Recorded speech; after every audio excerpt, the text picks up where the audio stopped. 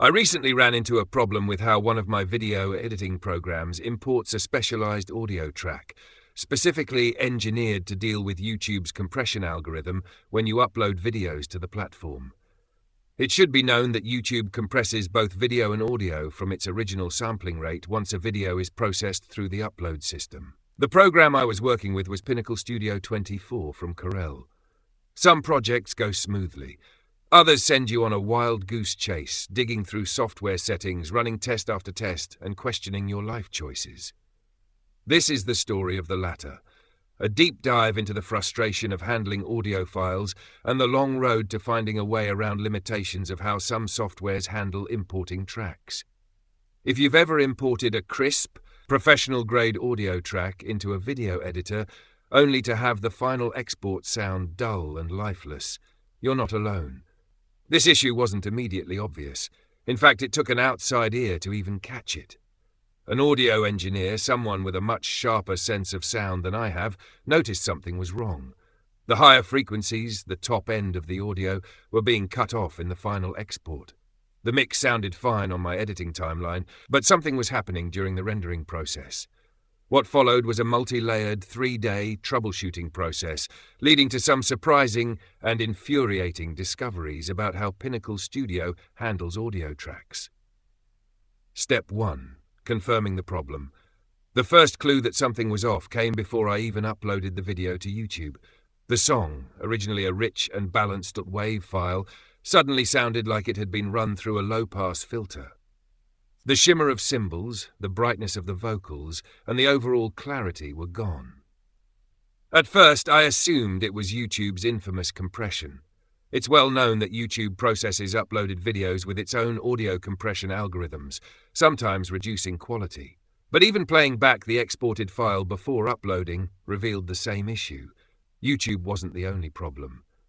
Pinnacle Studio itself was altering the audio, both on the import into the program and the rendered export of the finished product. Step 2. Checking the import settings. One of the most overlooked steps in video editing is how your software imports media. Most people assume that dragging and dropping a file into the timeline means it stays in its original format. Unfortunately, that's not always the case. Pinnacle Studio doesn't have the most transparent way of handling audio files. While it can work with .wav files, the way it processes them internally is another story. There was no obvious warning that my high-quality uncompressed audio was being altered upon import, but I had my suspicions. To test this, I tried playing the original .wav file outside of Pinnacle in a separate audio player. It sounded perfect. Then I played the same file within Pinnacle's timeline. It still sounded fine.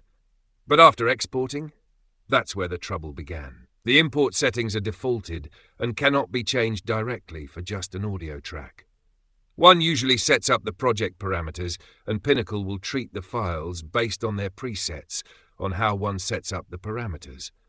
While no direct compression was detected, I went ahead and went into all the audio effects and made sure if anything was added automatically that they were removed and the audio track was locked down after that. I do not know for sure if this does anything or not, but I was able to delete some settings added to the track when I clicked on corrections. However, I believe nothing was added that made a direct difference. Only a placeholder for a change was in the settings, and I just clicked on the garbage can to remove it in the case any changes were made. When I played the track before and then after, I did not see or notice any changes. This made me think it had to be the output settings. Step 3. Tweaking Pinnacle's export settings.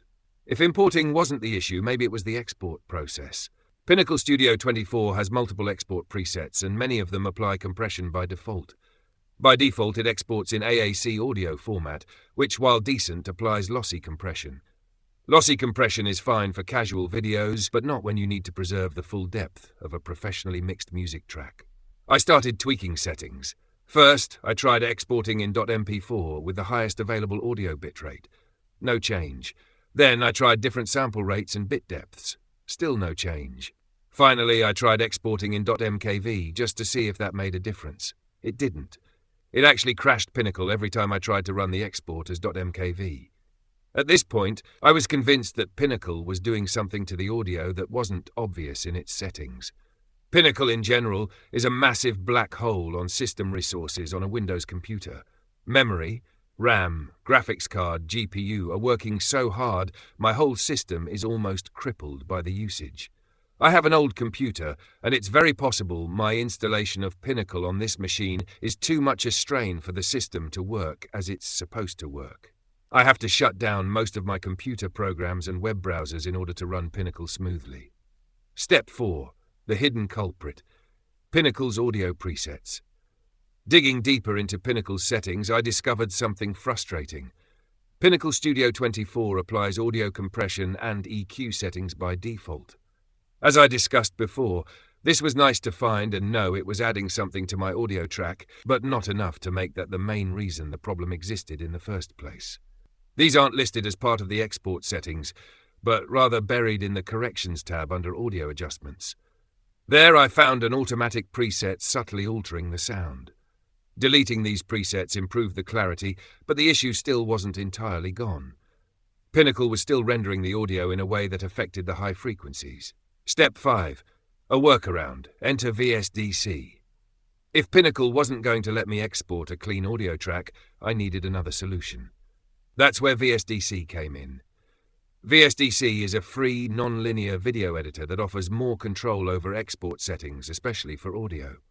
Instead of fighting Pinnacle, I decided to take a different approach. I had been using VSDC a lot more than Pinnacle in the past few months. VSDC can do a lot of things Pinnacle cannot do. However, Pinnacle's interface is a little easier to work with for this type of work. I have yet to really learn VSDC to a point where this is what I always use. I have been a Pinnacle systems guy since the year 2000. I have used many other PC-based editors, but I always stuck with Pinnacle. It's only been recently that I have been using VSDC. I began using it for its audio spectrum abilities, but then I learned VSDC has many options for exporting videos using different presets and being able to customize those presets in a much more refined and detailed way. 1. Export the video from Pinnacle Studio 24 with the best possible visual settings, but accept the slightly degraded audio. 2. Import the exported video into VSDC and replace the audio track with the original .wav file. 3. Export the final version in VSDC using lossless PCM S16LE audio encoding. This method allowed me to bypass Pinnacle's internal audio processing while still using it for its video editing capabilities. The results? A massive improvement. The final export retained the original high frequencies and overall clarity of the song. Step 6. Uploading to YouTube. The final test. Even after fixing the problem on my end, there was still the matter of YouTube's own compression. Some degradation is unavoidable when uploading to YouTube, but I wanted to minimize it as much as possible. Through further research and testing, I found that YouTube applies less aggressive compression to videos exported in .mkv format with PCM audio. While .mp4 is the most common format for YouTube uploads, it often triggers heavier compression, especially on the audio side. By exporting in .mkv with PCM S16LE audio compression, I managed to retain far more of the original sound quality after uploading. The difference wasn't night and day, but it was enough to be noticeable, especially to those with trained ears. There were several triggers I needed to understand with how VSDC allows the user to edit its export settings. First, I had to choose this is an export for a computer file, not necessarily for YouTube or social media, but an export for my computer. Second, I had to choose .mkv as the export settings. Third, I then could tweak the audio compression export settings. Doing it this way tells VSDC to unlock more encoders to choose from. When choosing, say, YouTube as an .mp4, it only allows AAC to choose from. What we wanted here was PCM. I cannot access PCM from the drop-down unless I choose the output as for my computer as a .mkv. Then I am able to choose PCM from choices of audio compression encoders. I could probably find a way to edit this so that I can use them all in any format presets, but I am not nearly as crafty about this as I'd like to be. Plus, it's of no real consequence here. The point is, I needed to be able to export the video in full HD with this audio encoding feature in order to trick YouTube to not compress as much on this file over other uploads. Final thoughts. Lessons learned. This entire experience was a reminder of how complex audio handling can be in video production, along with all the issues that can and most of the time will arise within a given project, and the resource demands on one's system. Even with high export settings, Pinnacle Studio applied hidden audio processing that degraded quality in ways I didn't expect, along with its limited control over specific output settings. It took 3 days of research, watching videos on the subject, having dialogue with AI, trial and error, overnight renders and format tests to pinpoint the problem and the solution. VSDC proved to be a critical tool for final audio processing, allowing me to replace the degraded track while keeping the video quality intact. YouTube also handled audio better with .mkv using PCMS16LE, which made a noticeable difference in the final upload. While I originally used VSDC as a workaround in this case, it's clear this program is more modernized on how video and audio are handled inside the program, how the tools work with your system, and efficient in handling certain tasks that Pinnacle struggles with. This reinforced a simple truth: no software is perfect. Pinnacle has served me well for decades, but its hidden processing, resource-heavy nature, and age of the software made this project more complicated than it needed to be. In contrast, VSDC runs smoother, is far less resource-intensive, and allows me to keep multiple programs open without taxing my system. While my working knowledge of it isn't strong enough to fully replace Pinnacle yet, I'll be integrating it more into my workflow with smaller projects, and will be using VSDC more moving forward. At the end of the day, video editing is as much about problem-solving as it is about creativity. Never assume your software is handling things exactly the way you want. Test, experiment, and be ready to pivot. For now, the music video is finished, the audio is intact, and the lesson is learned. Sine Damno Educendi. Latin for exporting without loss. By David Angelo Mineo, 3/16/2025, 1,965 words.